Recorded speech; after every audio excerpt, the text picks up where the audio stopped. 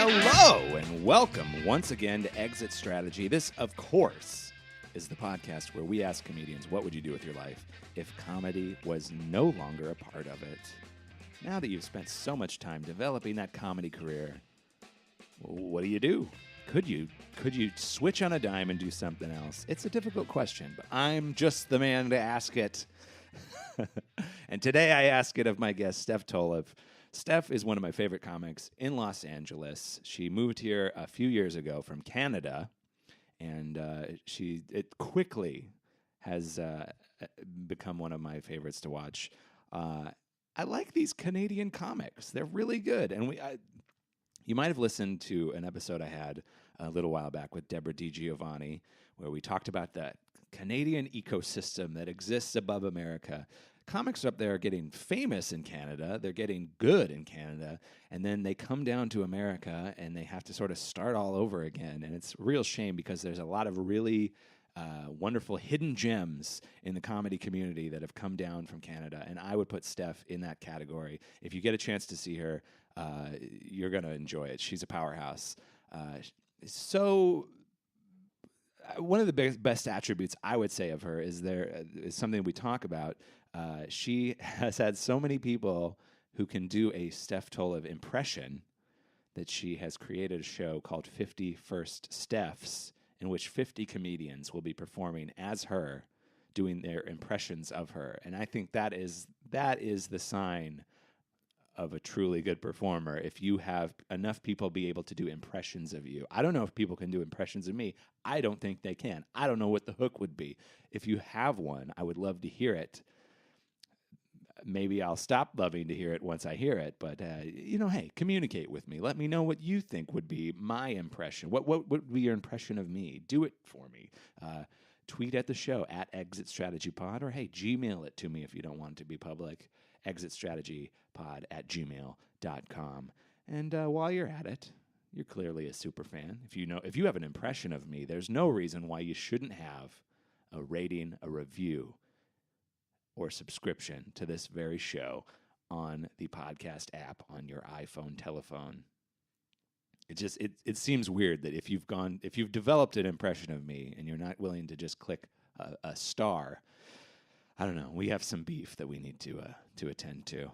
I also want to say, I don't know how you listen to your podcast, but we just added it to youtube.com. If you want to listen to it at work and you've got access to YouTube. People listen to podcasts on YouTube. Who knew? Well, now you can listen to this one too. So check that out on YouTube. Leave comments there. Just bottom line is, if I could sum up this entire introduction, I would say, let's start commenting, folks. Let's get some comments. I'd like to hear from you all and know how I'm doing. But I think this portion of the show needs to end because it's all about exit strategies. Let's find out what Steph Tolev would do with her life if comedy was no longer a part of it. Here it is on Exit Strategy.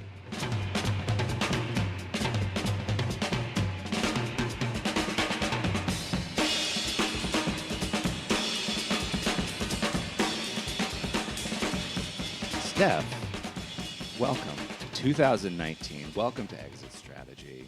Thank you. So glad to have you. Thank Steph, you so much. I haven't seen you since 50 First Jokes, where we rung in the new year with our first jokes of the year. Uh-huh. Big jokes. Big show. Big jokes. Yeah. Big Los Angeles institution. If you're not in the know, 50 First Jokes, 50 comedians are on stage at the Hollywood Roosevelt. Mm-hmm. They all tell their first joke. Most people are like, "Oh, it's my first chunk." They do it 2-3 minutes. Oh, there was some longer than 2-3 minutes up there. There were some long ones. Yeah. Depending on your level of success in the industry, you can get away with a little more time. I think so, but Kurt Braunohler did 2 exact minutes. So, were you timing? Did you have your watch There out? might have been somebody beside me timing, yeah. And he did exactly his time, and I'd say he was one of the most successful people up there. So I don't know if it's like, some people get a bit carried away. Yeah. I think, when you do the opening joke and it goes really well, and then the comic you can tell is like, all right, and now the joke. Oh, yeah, you're like, no, just end on a laugh. End on quick ones done. That I will say that this year there was a lot more just like, I'm going to do one and I'm Yes, I was very happy because I've seen the previous years. This is my first time doing it. Yeah. And I've seen the previous years where comics go on for so long. I'm like, the first year I moved here, I watched it and the show was like almost 4 hours long, and I'm like, I hate what's happening right now. It's too much comedy. It's always too much comedy. Yeah, and it's just the sound isn't the best in there. No, I mean you can't really do a bit. You got to do like one joke quick, and then you've got to talk really slowly and enunciate so that people can hear you in a cavernous room. Yeah, and after 50 other jokes. Yeah, it's not. It's a lot. How did you feel about it? You're part of the fold now. I guess I felt fine. I was like very hot. I was sweating the whole time when I was up there, so I was getting pretty annoyed about how hot I was. But it was fine. I'm glad I was in the first chunk. If I was in the second chunk, I would have. That's just too much time. Yeah. But you got. Do we want to give away your joke? Yeah, sure. I don't care. I think you're going to use it all the time. Yeah. It was. I matched with Pauly Shore on Bumble. Yeah. And then I messaged him. You looking to munch on some grindage, and several people in the audience did not get the reference. I will say that, which is fine. I know that was the concern before you went up. Is like, what is the youth ratio of this crowd and knowing Pauly Shore? But then you asked after, you're like, who knows it? Like, it was fine. Also, he never did reply to me. That's the only reason I brought it up. I wanted to know if Pauly Shore. He didn't. Pauly Shore. And it's funny because Moshe came up to me after. He's like, hey, he's going to reply to you. I'm like, what? He goes, don't worry about that. He's going to for sure reply. And I was like, oh, he knows he's going to reply. And then he never did. And for some reason, that got me. Like, also, I would never, ever fool around with Pauly Shore. It was just a joke. Like, I literally, when I saw him, I swiped right. I'm like, this is a laugh. Yeah. Like, this is funny for me just to swipe right on him. He's short. Very short. And he's old. He's 50. An old man. Yeah, he's 50 years old. And he's like, he grosses me out, too. Yeah. Like, he looks gross. He's an old man in body, but then, like, he's still, I'm pretty sure he still parties, right? Yeah, that's what's the gross part about it. Yeah. Like, if you hit 50 and you're still, like, acting like you're 21, that's just, that's sick to me. That's kind of gross. It's very gross. There's no way his dick works, also. There's no way. If you're 50 doing cocaine, it doesn't work when you're on cocaine at 20. So guess what? You have no dick at this point. That's what comedy does. Comedy fulfills that dick swinging swagger for him. Yeah. Is that why guys do comedy? Because they can't get boners, so they have to do. You know, honestly, I'm sure that there's a healthy portion of people where that might be the case. Yeah. That might be the case. That probably could be the case. I'm not going to name names, but that might be the case. Oh, I can name names. I've slept with several comedians. I could name several. And here we go. She's taking the list out on her phone. All right. Yeah. I do have a list of guys I have slept with on my phone, which I probably should delete, but. Yeah, you're just inviting people to hack your phone now. I know. I mean, like, it's fine. Most of them are just emojis because I don't remember half their names, so it's just an emoji. Wait, is it on like the notes section? Yeah.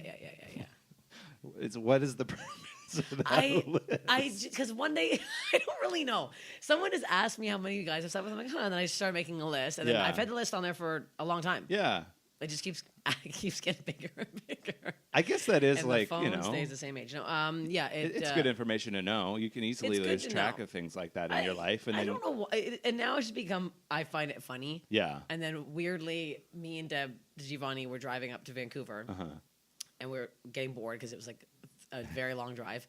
And then I'm like, oh, we're trying to play fun games. And then one of the games was Deb reads out my list, and I tell her how every guy was and what their dick looked like. And it became a really fun game. It lasted like 45 minutes, and it was the best car ride game ever. So I want to keep it now to have that option to play with other people. There's a few people listening right now, I'm sure, that are like, like there's just a deep sinking feeling in their stomach right now. Yeah, like, I have a good memory too of what they all look like. So, well, I'm sure that some of the dick descriptions were probably positive. Oh, some are very nice. It's not like, they're not on there because they're bad. They're on there just to remember what was inside my body, I guess. This is more for science, I think, than anything else. This is more... It's data. Yeah, at the end of the day, it's data.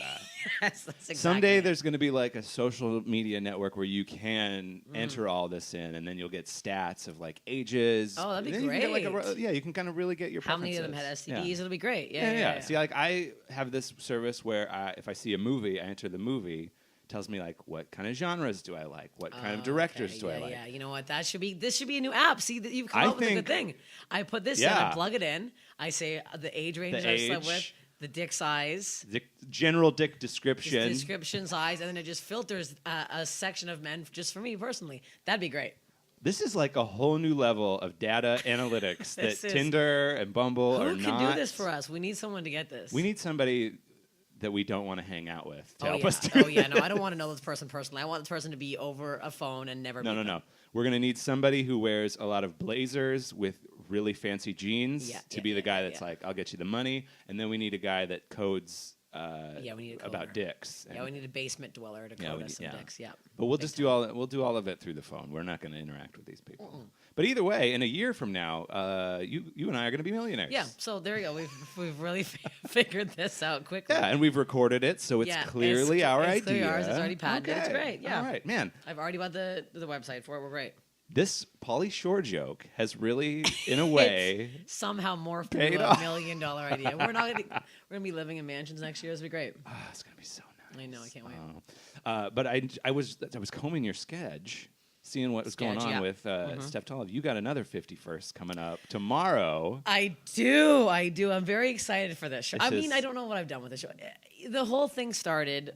Let me tell them what it is. 51st Steph's. Yes. So it's. I was trying to get 50 comics to do impressions of me. Yes. So Caleb Simon came up with the idea for the title because I was at the Virgil one night and we were talking and just like joking around, and everyone loves doing impressions of me. I don't know why. People do it to my face constantly. So somebody else came up and did an impression of me to me. I'm like, this is annoying. And then I was saying, I'm like, oh, I should do a fucking show where everyone just makes fun of me. And then Caleb's like, yeah, I call it 51st Steps. And I was like, oh, that's good. And then Joel Mandelkorn was there. He's like, do it here. Do it at the Virgil. And I'm like, what? And then he went home that night and connected me with the booker of the Virgil. And he's like, you got to put the show on. And they were so into it. Because I'm like, well, also, having 50 comics in general, that's 50 people at the bar. Yeah. So that's already a full show. So they're already like, yes, we're on. Doesn't matter. Yeah, and my friend Laura offered a DJ, so it's going to be a dance party afterwards. Yeah. So it's, and like, the rundown of the show, it's all figured out. There's games, there's audience participation. It's insane. Like, it's just going to be a show where A, there's no pressure for any comics. Like, what? Nobody fucking cares. And B, it's just fun. It's pretty much a roast of me. That's incredible. Yeah. And this all happened around you almost. Yes. Just you didn't have much control. Because people like Amy Miller was always like I remember seeing her at a show. She's like, oh, I went on a road trip with Sharpie and Bori and we did you the whole time. I'm like, what? Like, just weird people would tell me they were just doing impressions of me at random times. I'm like, this is insane. So and they do them to your face? To my face, constantly. See, people that seems love doing me to me. Seems a little much. That's why somebody was saying to me, oh, this is a really cocky show. I'm like, no, man. I'm like, I get annoyed by it. Like, I'm going to be sitting on stage the whole time because if some of them are really bad, I'm just going to boo them off. I'm allowed to get the fuck off stage. But I'm like, this has become, and I've been watching. So a lot of people, I asked some people to send me videos. So I had like 15 videos to start with. Like auditions. Yes, and now people on Instagram, like weird followers of mine who aren't even comics, started doing impressions of me and sending to me. So I've been just posting these insane videos that people have, because they don't even know there's a show. Like, the people in Canada don't know it's a show. They just think it's a weird impression thing of me. It's like a viral thing that we're all doing. Yeah, so people are like doing these impressions of me, and it's like, some of them are really, I have a couple favorites. My sister has done a few that are bang on because she's obviously. Well, I would imagine. Yeah, she's seen my comedy 100 times. Deb did a very bang on one, and my buddy Alex Pavone, I think, did the best. My goodness. Best me, yeah. It's like my friend got his kid to do it. He's like 3 and he's like mumbling and I think he just has meatballs, but it's so fucking cute. I'm like, I don't even know if that's me, but it's just so damn cute. Well, everybody, like, I've heard about impressionists. They just need one word or phrase to click them in. Yeah. A lot of people are saying mama likes. A lot of people are just going oh and just like doing a voice thing. I'm like, okay. Like, at first it was like, oh, this is really funny, but now that I've been editing the videos together today, I'm like, I hate me. I'm like, is this me now? I'm like, I don't even know who I am anymore. I'm like watching everyone else be me. I'm like, who the hell am I? I feel crazy. You're having an existential crisis. I think I am. I'm like, I don't know what I'm. But it's like, I would understand how annoying that would be to have people do it to you. But I mean, it is like kind of a flattering thing. And also, yeah, I guess it's. I'm a little jealous because I feel like you have an imitatable, like there is something to hook on to, which is like half the battle with comedy, you know? I get, yeah. There's like something about you sticks in people's brains enough that it's like it just hooks it in. Yeah. I guess. I mean, not the right people. I mean, other comics, sure. I don't know what the hell that's getting me, but yeah, apparently, I think the show's gonna be good. It'll just be fun. Like, we have like. So I have like a joke about dipping my lips into the water, and we're gonna have like a dipping lip limbo. So we're gonna make people do the act out and go into a limbo pool. Like, it's gonna be bonkers. It's gonna be crazy. It's gonna be crazy. It's gonna be, but like, I have 2 people helping me produce it, so everyone's gonna be organized. And they're gonna be wearing stickers with a certain, because there's like new joke section, a physical section, old joke section. Like, it's very people are doing stories of me. It is. It's regimented. People are doing stories of me. Then there's gonna be like an open part where anybody can read tweets of mine. So I'm going to have a bucket of my tweets printed out so they come up and then pull it out. Yeah, and you gotta... it's like, it's become crazy.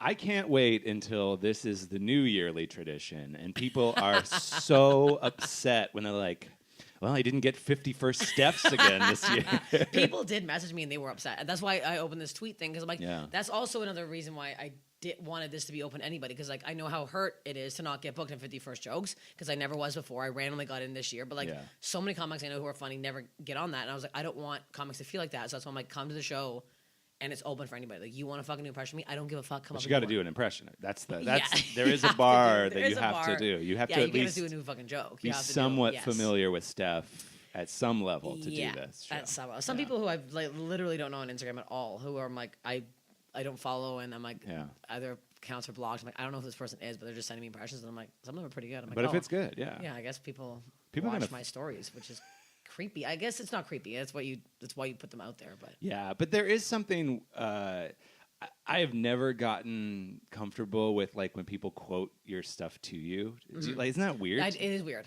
I don't know why, because it's clearly they appreciate what you've done. It's nice, but it's like, also I'm always like, are they making fun of me though? Like, it's that whole thing. I'm like, I don't know if this is, you find it funny or you just find it imitatable. Yeah, you know yeah. what I mean? Like, there's that line where it's like, I don't know.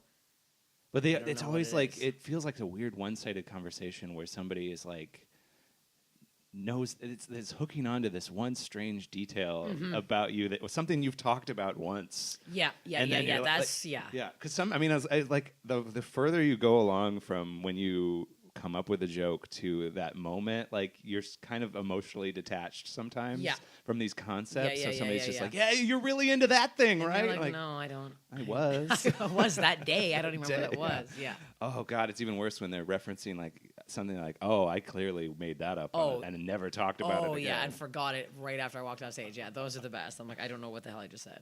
That being said, neither one of us is anti-fans. We would love to have fans. Oh yeah, no. Please, I don't mind complaining. I like that people are doing impressions of me. If you like Steph, let her know, but don't be weird about it. Yes, and do an impression. Do an impression. Yes. Hashtag it appropriately. Is there a Steph impression? 51st Steph's. It's just 51st. 51st Steph's. Steph's. The number 50. Yeah. Hashtag. This could blow up. I'm going to be, well, no, after Sunday it's done. I'm filming the show and I will edit some parts together. And I might go live. I've never gone live before. We're on live. Like, I don't know, on like Instagram, like I don't know how to even do it. I've never done it. I think you'll get it. I mean, the kids get it. Yeah, I think it's going to be the first time I go live. You need to go live on all the networks. You got to go on Facebook. You got to go Instagram. No, you gotta I hate going go live. on TikTok. I probably won't because I hate it. The whole even saying going live annoys me. Yeah. Oh, you don't do the thing where like you're just talking into the void. It's weird. I don't like it either. It's like when people podcast to themselves. I think it's fucking insane. Yeah. Oh, I mean, you're speaking my language here. I have a show that requires a guest.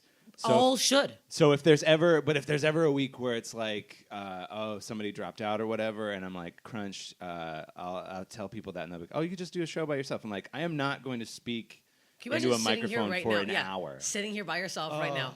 Like, who wants to hear that? I remember the first time, I'm not going to name who the person is, but I saw them doing it at the show, and I looked over, I'm like, what the hell are they doing? And then someone's like, oh, they're doing a podcast. I'm like, in a corner on their phone. I'm like, who the fuck is going to listen to that? I would never. Like, what would I say for an hour? Yeah. I would never. I'm It's trying to start a podcast because I've never done one. Of course, everyone is, but I'm like, I need a guest every time. You need something to bounce off At of. least one guest every time. Every episode, I introduce the show, and I know you can hear it in my voice where I'm like, I want to get out of this segment so quickly. Like, talking for 5 minutes just to nothing is... I don't like myself that much. But some people are really weirdly comfortable with that, and I don't get it. No, I really don't like it. And now since I have this like fucking inner ear infection, I can hear myself so much better because I can't hear at all in my right ear right now.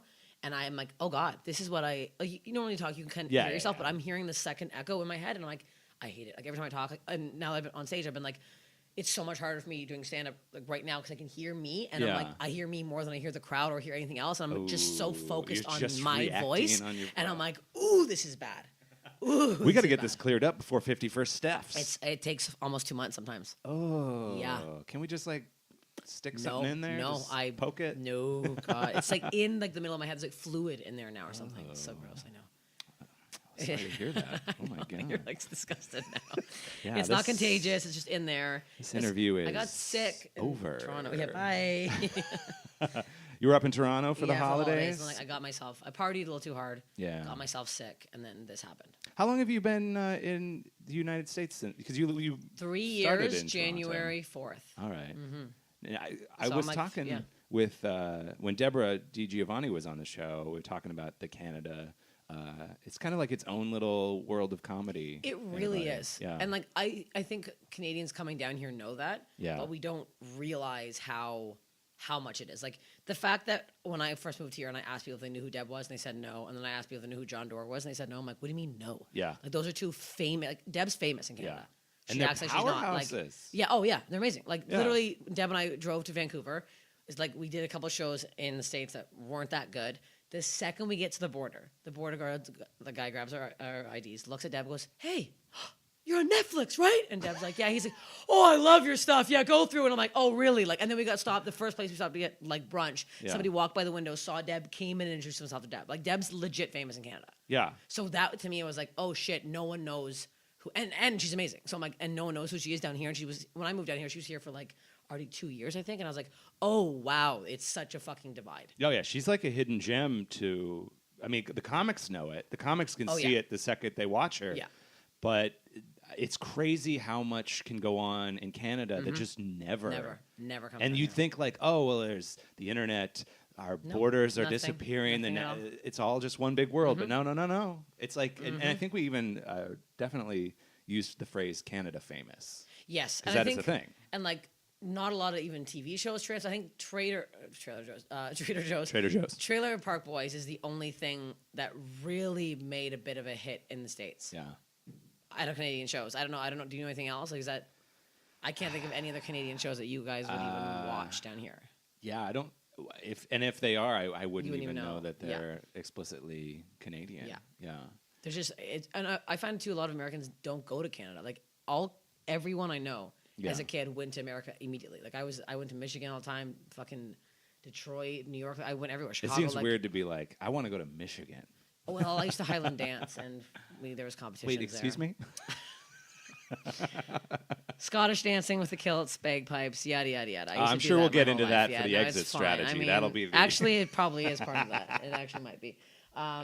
Anyways, yeah. So I would travel a lot, but a lot of talking to a lot of Americans like, "You've never been to Canada." I'm like, that's crazy to me. It's right there. So when you were, how many years did you perform in Canada? Like, what am I at? I'm at 15 years now, so 11. So where 10 years, I think. 11, and then I moved 10. So you put 10 years in Canada. Where were you in sort of the Canada hierarchy, do you think? I think I was doing well. I was doing very well. I was headlining clubs up there, and I pretty much headlined most shows. Yeah.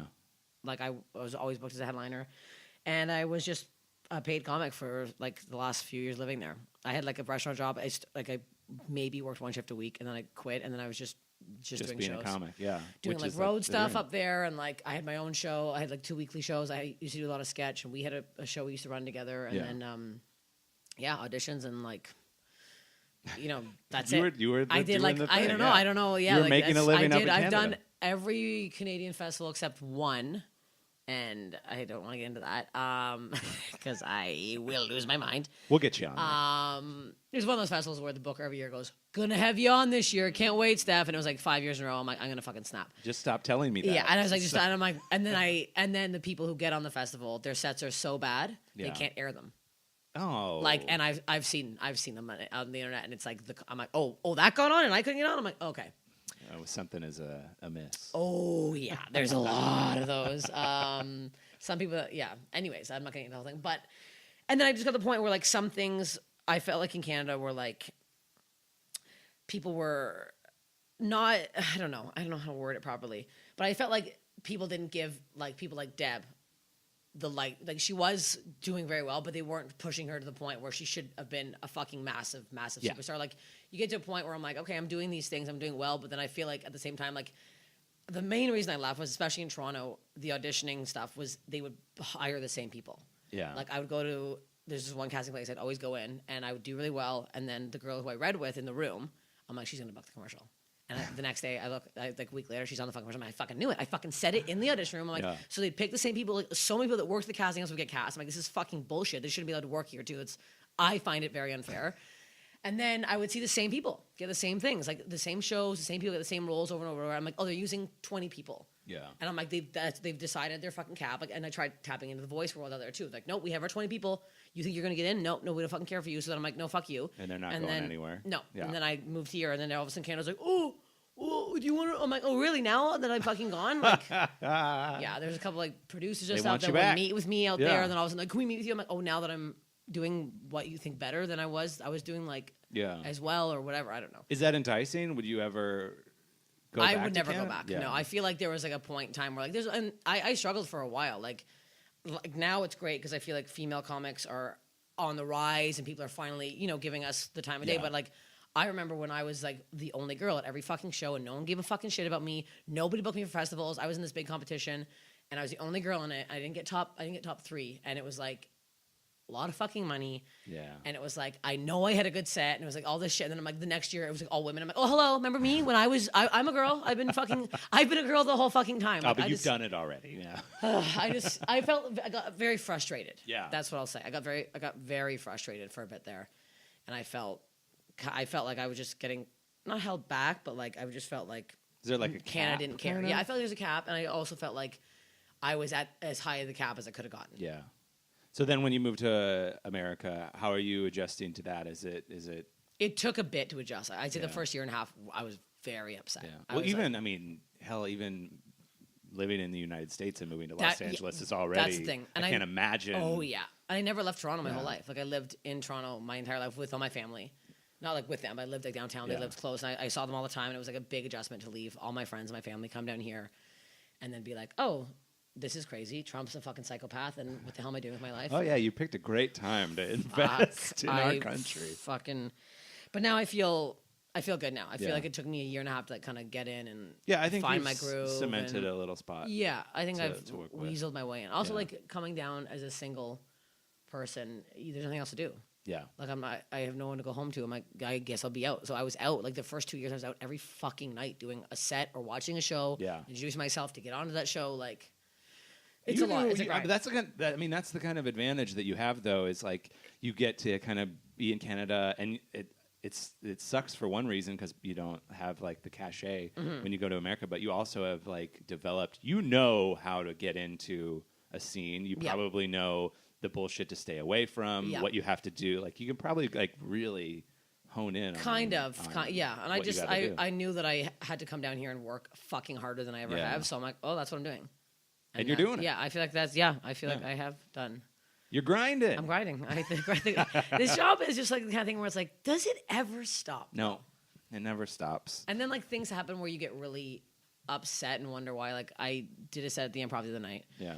And I was just going 11 o'clock, and a couple of celebs dropped in, and one was playing the piano. Oh, I know exactly who you're talking about. And invited another person up who had already gone up and done 20 minutes of trash, literally ate shit. They go up, sing 30 minutes of karaoke in the main room. 30 minutes. So this person now had done 50 minutes of comedy. Yeah. That's not their show. And not comedy. Sorry, I take comedy back. Not comedy. Yeah. Just literally singing 30. And it got to the point where the light was flashing. The host of the show was getting pissed off. The producer of the show was getting pissed off. All the comics are like, I was like in the back shaking. Like I was like, this is so fucking rude. I went on stage at 12:35 p.m. 11 o'clock was my slot. It's like not even worth it at that point. It's just like I don't understand how these comics forgot where they came from. Yeah. You're telling me 5 years ago when you first started, you didn't sit at the back and go like, and there was a big show. It was my first time doing that show, and I was very excited to do it, and I was like nervous and like so proud of myself because it was like a goal of mine to get on this show. When I first moved out here, I'm like, it took me 3 years to get on it, and I'm sitting here getting bumped, and I'm like, I understand I'm getting bumped, but like just watching someone not even do comedy. Yeah. I'm like, this is not a karaoke bar right now. I don't know what you're doing, and like just. So rude. Just indulging themselves. Yeah, and it was, and they weren't even laughs. Like if they had been killing and people loved it, fine. The crowd was like, "Oh, we're watching somebody sing karaoke for 30 minutes." Like it was weird. It's terrible too because like honestly, even if the comic was killing, there does come a point where the audience has been like, "We have been in this room for 2 hours. We do not want." No. And then you can see people just being there reluctantly, Yep. politely. Oh, yeah. And then that's who you get to perform and then for. I went up, and I'd say more than half the crowd left by the time I went up. Yeah. And the rest of them are just too polite to leave. Yeah. And then they were like, you could tell they were tired. At that point, they had been there for 2 hours and 20 minutes. That's so long. So the show went on for 3 hours. It was a 3 hour show. Like they had paid their check a solid hour ago. yeah. Like the servers were gone. Like the servers had gone home. They clocked out. They had already been tucked in their beds. I just found it so rude, especially because one of them had only been doing comedy for 5 years, which I can't believe how famous they are from that. Anyways, that's a side note. But I just like, you know what you're doing. Yeah. And I always think that because I think about like some famous people that go up and are like Jeff Ross went up after, and he had been talking to the guy playing the piano for a long time too. And then Jeff Ross at like 20 minutes, which is a normal time for him to do. Obviously, he's a big guy. He goes, you know what? We should wrap this up. There's other comics that have to go on. And I'm like, thank you. Thank you so fucking much for knowing that you're not the only fucking person on the show. It's not your fucking show. And it's like, you were all there. That's my biggest thing. It's like, you know that you were all in that situation before, and you've forgotten. You have completely forgotten where you came from, and you just have no respect for anybody else.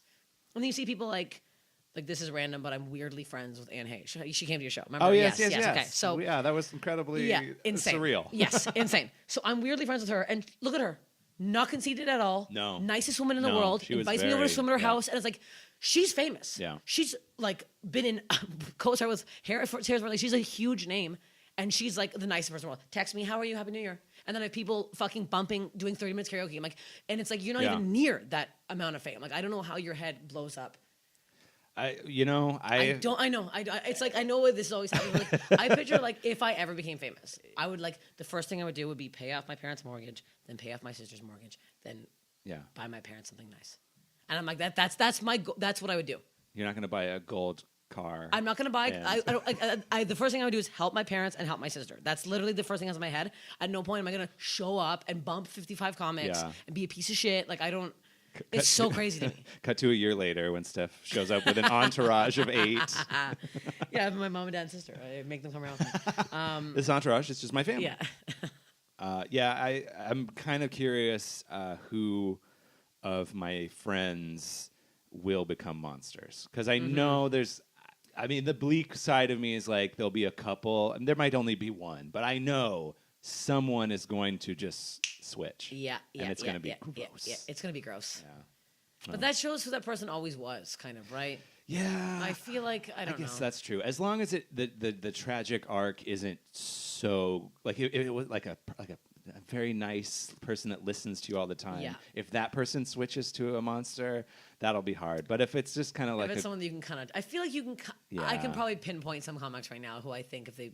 Let's go to the list. Okay, get the list. Get the phone out. All right. Well, before we get into a political quagmire that we can't dig ourselves out of, let's go to the point of the whole damn show. Let's talk about exit strategies. You have gone through Canada. You've done everything you can do there, save for that one festival. You're here in America. You're grinding every day. This is clearly a huge part of your life. Now I'm going to take it all away. Comedy's gone. Comedy's gone.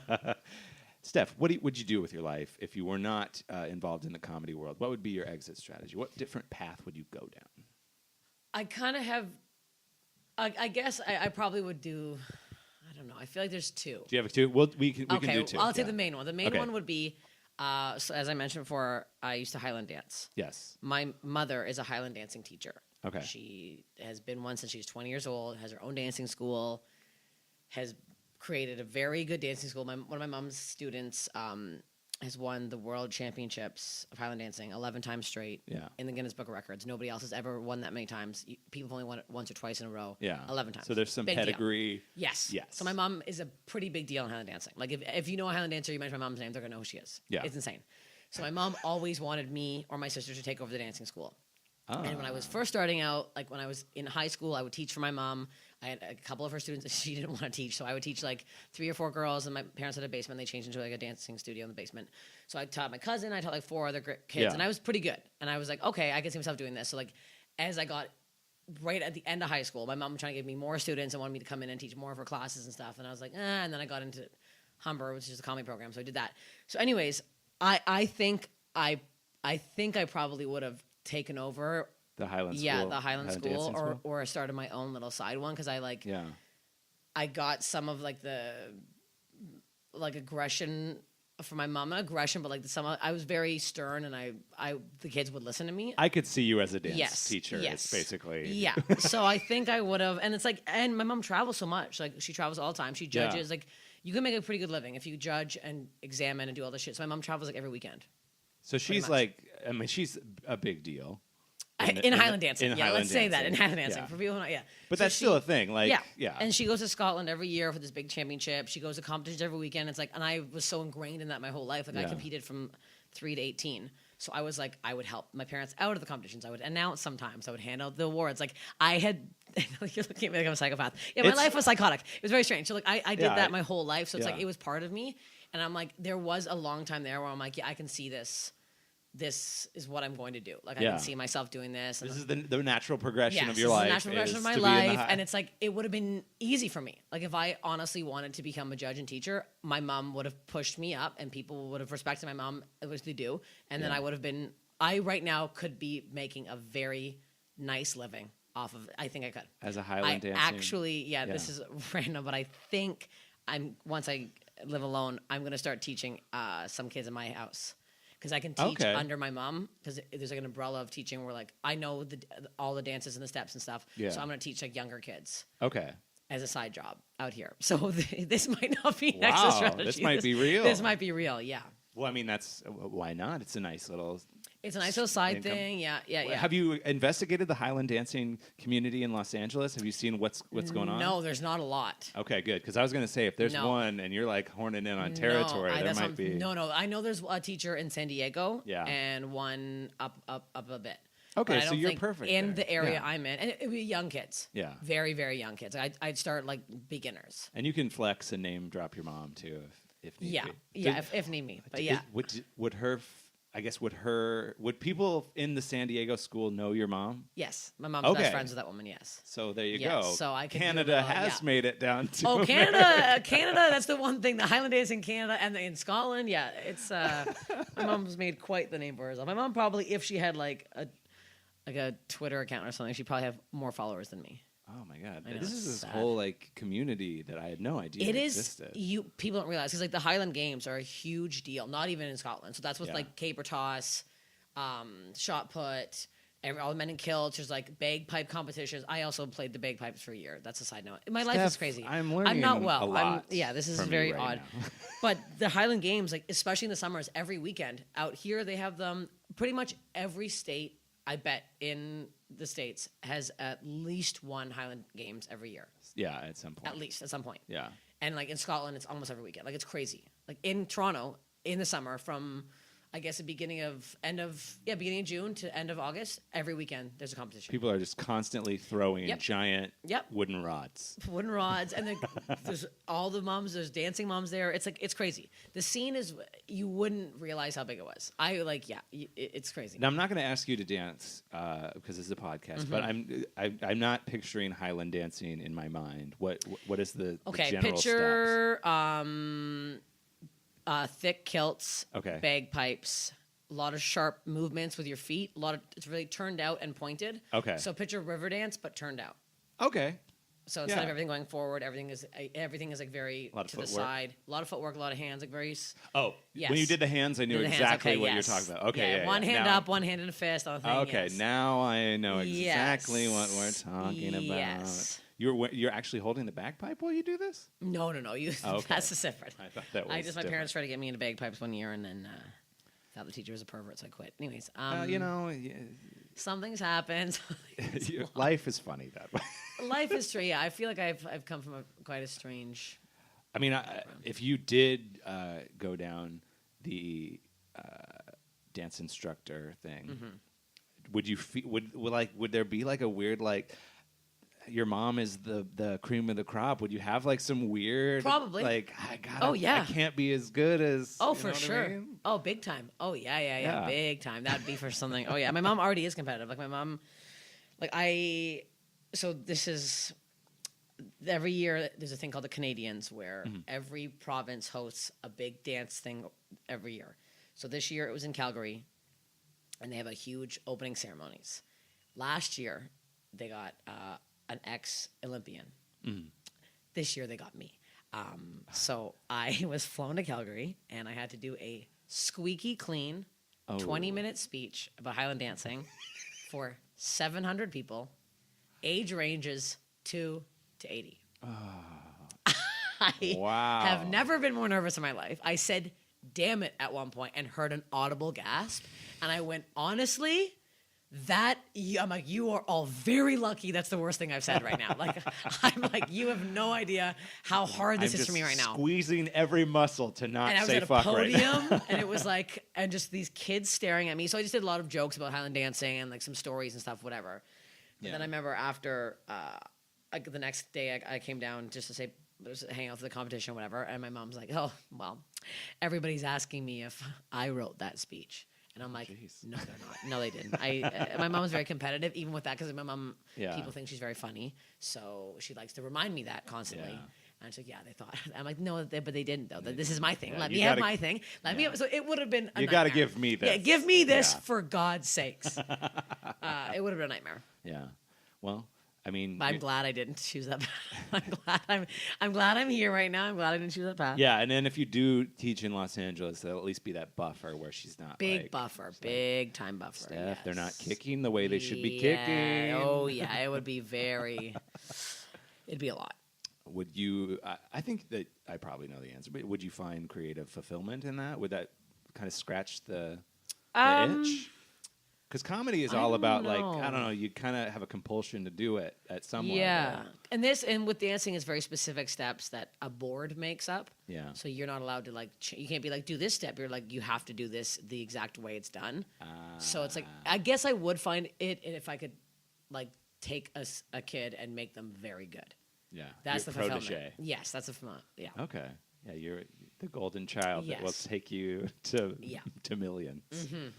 I mean, something to look forward to. Now, you said you had a second. The second one, I think, would be radio DJ, because a lot of people used to tell me that I sound like a radio. Have you ever done any DJing? No, I almost took it in school. Between that and taking like comedy. Although I will say, you specifically said you don't like talking to no one. That's kind of a lot of what DJing I know that. is. That's what I was thinking that too. But I feel like I picture myself on like a duo morning show. Okay. Yeah, that's what I felt like. Like coming in hot from me and fucking Dickwad Magoo. We're bringing you in the rush hour on the 101, huh, boys? And then that's what I figured. And then we'd play like I feel like I'd play like indie or not indie. Not I feel like I was trying to think like Stone Hill Pilots. Like what would that? Yeah. What's that? Like alternative. Like grungy alternative. Yes, I think I'd be like a grunge alternative DJ. It's like a throwback to grunge station. Which, if it doesn't exist, I think we just came up with another $1 million Yes, we're really coming up with ideas here. DJ Steph at the Morning Zoo Crew. Yeah. You're really kind of leaning into the impression of you, too, with that one. I think I am. I think I did an impression of me doing me. Yeah, exactly. I've watched too much. I've seen too much of me now that I'm truly don't know I hope who that I am doesn't anymore. like affect you where you're like, I guess I have to be that. I know. I'm like honestly scared. I've like watched too much. It'll be fine. You're going to be this cartoonish caricature. I'm going to be so over the top next time you see me. I'm like, I don't know. Now, if you become the, well, I guess I should ask first the locations for both Exit Strategy. I would stay in Canada. Stay in Canada for both? Yeah. Okay. Yeah, I don't think I would have left Canada for anything else but comedy. But comedy. Oh. Yeah. Interesting. So you wouldn't want to be like in Milwaukee or Absolutely something. not. Absolutely not. The way of life in Canada is quite nice. Yeah. What would be the difference? Like, what are the comforts that you miss? I mean, safety. Yeah. I feel unsafe here. Oh. Like outside yesterday at my house, there's a homeless guy kicking a car for several hours. And I'm like, okay, well, there's that. And like, not like there's no homeless people in Canada. That's what I'm saying. But especially in Toronto, it gets cold as shit. Yeah. And a lot of the homeless people are just trying to get food and not drugs and trying to stay warm because it's so fucking cold up there. So they're not as crazy. I find the homeless people not as crazy there. And I feel like I was on Santa Monica 2 days ago paying for my parking at 8 p.m. and this guy stormed me. Like, he started rushing towards me, and I was looking, I'm like, what's this guy doing? And he got a foot away from me, and I screamed and ran onto the street. And I'm like, if I didn't move, what the fuck was that guy doing to me? Then he walked away, like nothing happened. And I was like, okay. And I start crying. I'm like, I used to walk home alone at 4 a.m. in Toronto, downtown Toronto. Yeah. On my bike or walking, whatever. Never had anything once happen to me. Yeah. And then as soon as I moved here, I'm like, what the fuck? Like, my friend Laura got chased with a guy with an axe right behind I.O. West. An axe. Axe, a little hatchet.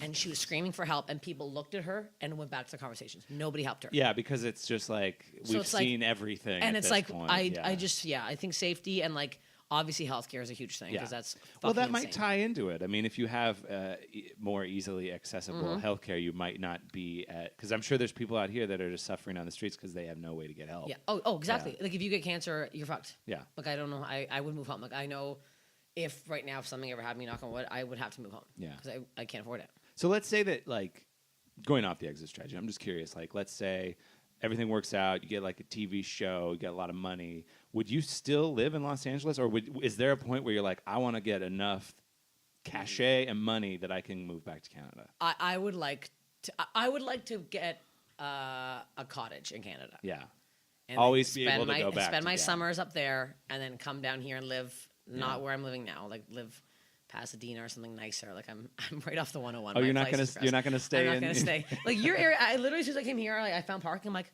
oh my god, there's parking in this area. Like my area is like kind of gross. Okay. I like my place, but my neighborhood's gross. I'm right by Desano. I'm actually. Oh, okay. I'm 2 blocks. So I'm a 1 minute walk from Desano. Oh yeah. My co-host Erin Lampart had to make a quick stop at her dispensary. I don't know if I should say that, but she's like, it's in kind of a sketchy neighborhood. Don't worry. The one on Melrose. And I was yes. And I was kind of like, too. You're probably exaggerating. We pull into the parking lot of this place. There is a giant pickup parked diagonally across a handicap spot, and it's got 2 dogs in it, and one of them is just mad. And it's one of those situations where there's enough window down that you're like, I think the dog could get out. And it is just barking at us. And I had to like shimmy out of the door so I wouldn't get close. Yeah, exactly. Yeah. So your neighborhood's great is what I'm saying. It's really not good. I actually, on the way here, my friend Caitlin called me. She's like, hey, what's up? She's like, I'm kind of scared. What's going on? I called the cops. There's somebody outside her house with a bat smashing a van to shreds. So it's just, Yeah, we got to get you out of Hollywood. Yeah, Hollywood's got to. I'd love to leave Hollywood. Really figuratively and. Yeah, I think I know I'd have to stay in. Physically, yeah. I had to stay, but I would stay part of my time here and part of my time in Canada. All right. Well, if it be it successful comedian, radio Highland DJ, or successful Highland dance teacher. We're going to get you... A lot of options here. Yeah, we're going to get you back into Canada at some point. That would be nice. Well, Steph, we're going to take a little break. We're going to come back. You're going to choose the sponsor for this week's episode. Perhaps it's a K-Bird brand that you like. Oh, no, that seemed insulting. I'm sorry. You're going to choose the sponsor. Hey, maybe they hear it. Maybe you get yourself a little sweet spokesperson gig. Okay. We'll see what happens. We're going to take a little break. We'll be back with more Steph Tolev. After this. Is this live?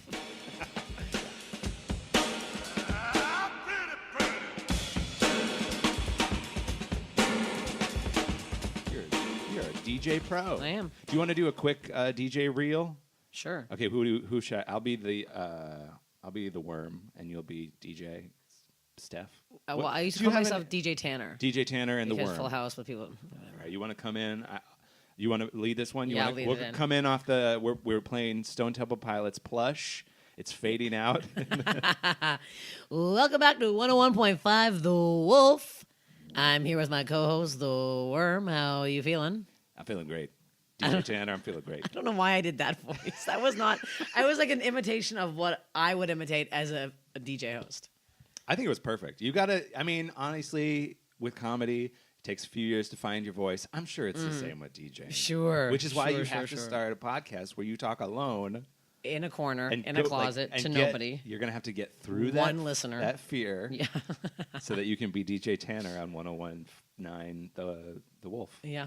Okay, well, I just did you a favor. Thank you. All right, we've come to the sponsorship portion of the show. Now, every podcast needs sponsors, but they don't come to you. We got to make things happen. Okay. I don't have Warby Parker knocking down my door. So what I'm going to do is I'm going to have every guest choose the sponsor. Okay. This is your week. Who is the sponsor for this week's exit strategy? I'd say Trader Joe's. Trader Joe's. Trader Joe's in general. The brand, the... famed grocerier. I'd say, this is going to sound sick, I think that's my favorite part of living in the States. Trader Joe's. Trader Joe's. They don't have it in Canada. And I live there. I am going to this year pitch something to Comedy Central where I do a half-hour special in Trader Joe's. Oh, wonderful. I have never been funnier in my life than I have at Trader Joe's. I'm not kidding you. Wait, what? I go to Trader Joe's, and I riff in line with the cashiers or the people in line. I never get better laughs in my life. I'm not even kidding you right now. I leave I'm like, that's a set. If I go to Trader Joe's, I feel like I've done a set. I am talking to people in the aisles. I'm talking to the sample lady. Like I'm having a time. So you're talking to people, strangers. I love Trader Joe's. I love right now their acai frozen packs. You got to get them. I've been making my own acai bowls at home. I just had one before I came here. They're delicious. They're in the frozen section. It comes in a 4-pack. I'm telling you right now. So we got a favorite product, really good favorite spreads. store. Really good. The lettuce lasts a while. It's great. Yeah, the lettuce Good yogurt. They have reasonable kombucha prices. $2.99, a lot cheaper than everybody else. They got really good dips. The tomato basil hummus dip is very delicious. I know. The nuts, the rosemary almonds. Are you kidding me right now? Have you had the rosemary truffled almonds? I haven't had the rosemary truffled almonds. Well, then you're an idiot. Go to Trader Joe's. Should I just work for them? I don't know.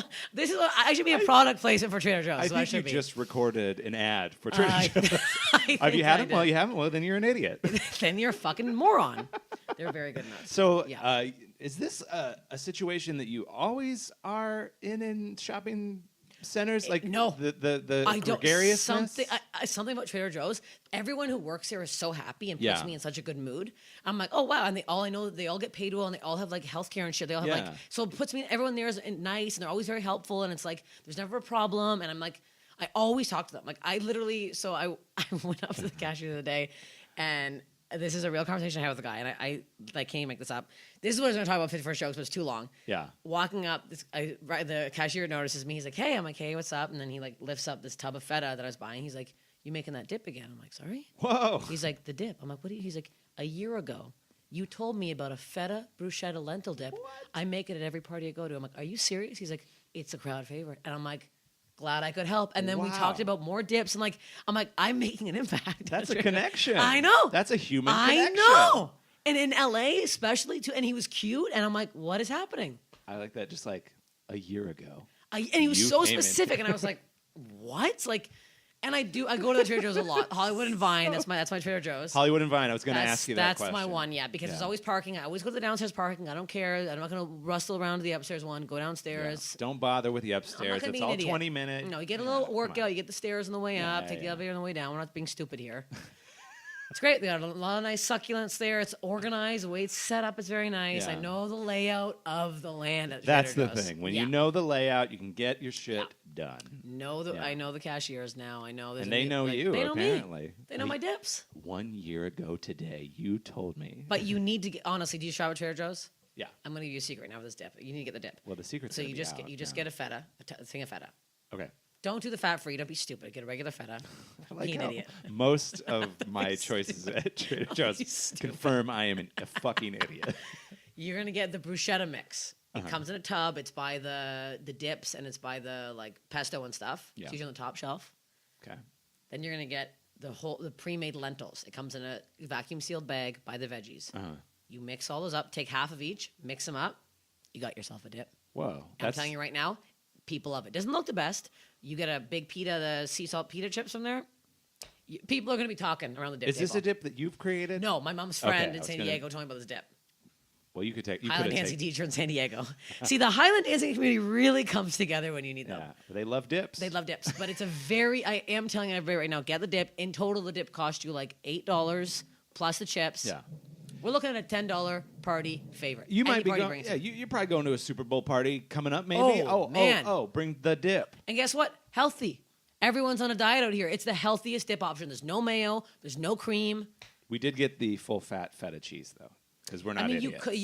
You could get the fat free if you want to be stupid about it. Be stupid. Well, I'm glad that you're going to Trader Joe's and making a difference, and I really hope that you get to perform there. I think that would be. I think it would be very fun. A nice event. I don't know why I said Comedy Central. Anybody who wants to Netflix, you guys want this? Just me, 30 minutes of Trader Joe's. Whoever has the best relationship with Trader Joe's, that's who you got. That's what I got to go with. Yeah. Have you ever done yourself that weird favor where you're like, I'm going to go to a Trader Joe's that's like, because the ones in the city. You got all those like parking complaints. Sometimes they're very crowded and scrunched. Yes. You ever go to like Redondo Beach or something and go to their Trader Joe's. No, I should. And it is just, the aisles are so wide and you can't even. There's one by the airport and it's almost worse. It's almost smaller for some reason. You got to stretch out. I got to stretch out. I got to go far. Because if you have the special, you might need a little room. I People might get a little annoyed. Yeah, it's very annoying. They're like, this lady over here is talking about dips. She won't shut the hell up. I'm just trying to get the fuck home. It's going to be rush hour. I guess you could do it at the sample station. I would want to be the cashier because I like commenting on other people's choices and then telling them things that you do with them and like the dip thing, like that whole. Yeah, that's like a brand new style of crowd work. Yes, it is. It's blunt observations on people's food. Like it's very stupid. Very stupid idea. I think it could be a thing. Now, we obviously in the future will plug that. Yes, because that'll be a thing. Is there anything coming up in the months of January and February? No, really just the 51st Fs. I don't know if this comes up before I think it's already happened. It's already happened. Yes. Okay. Yeah. I don't have a lot going on right now. But I'm sure you're online. People can check. I'm online at Steph Tolev at everything. Just get on there. Learn about Steph. Imitate Steph. Yeah. Tape yourself imitating Steph. Send me a vid. Hashtag 51st Stephs. Let her see your bizarre impression of what you believe she is. Hopefully this does not lead to a complete mental breakdown. Please. It's getting close. It's getting really close. Yeah. So you might be the one that pushes her over the edge. Just something to think about. Steph, it's been wonderful learning about you, learning all these details I did not know. Thank you for coming by. Thanks for having me. I cannot wait to be a millionaire with you soon. Yes. We'll see you all next week here on Exit Strategy. Goodbye.